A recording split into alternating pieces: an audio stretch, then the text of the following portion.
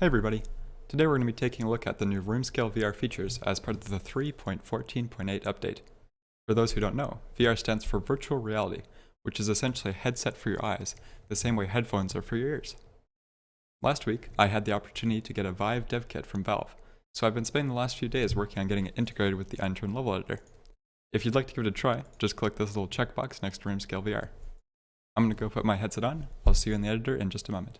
Okay, it seems that the headset audio didn't turn out quite as expected, so instead I'm going to do a little bit of a voiceover while the video plays in the background. These are just some of the highlights while I was exploring PEI. As you can see there, I walked over towards the island, and then scaled myself down so that I was small enough to walk into the bunker. This is because your room probably isn't big enough to fit all of PEI in one spot, so you can make yourself bigger and smaller to kind of fit the size and get from place to place. Then down here I wanted to put a coffee machine on this counter.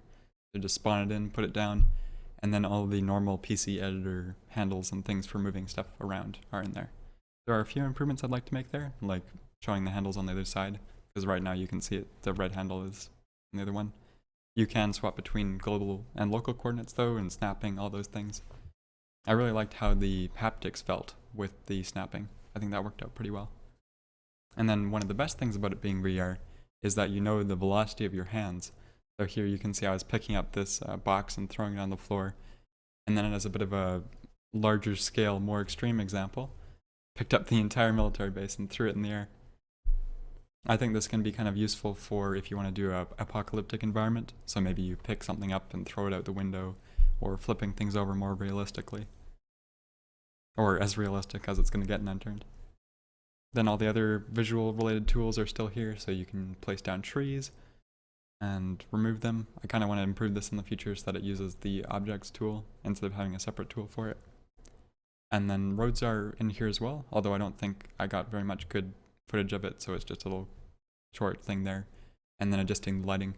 Then with the lighting, you can't change all the individual values because I think that'd be a bit much for VR. That's still the kind of thing like light map, navigation baking is something you do in the PC editor. But then you just slide your finger across the touchpad to adjust it. You can see here I was adjusting the snow and the water level a little bit. And so then the touchpad, you can get pretty accurate with it. Oh, and then because you can get a percentage value for how much you're squeezing the trigger, then for the terrain tools, you don't actually need a strength slider. You just can pull back on it depending on how much you want the terrain to raise and lower.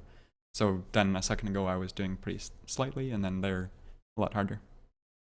But yeah, can't wait to hear what you think. Feel free to leave a comment, or if you have a Vive and you give it a try, send over whatever you think, and I'll try and improve it as much as possible. Thanks for watching, and have a nice day. Bye-bye.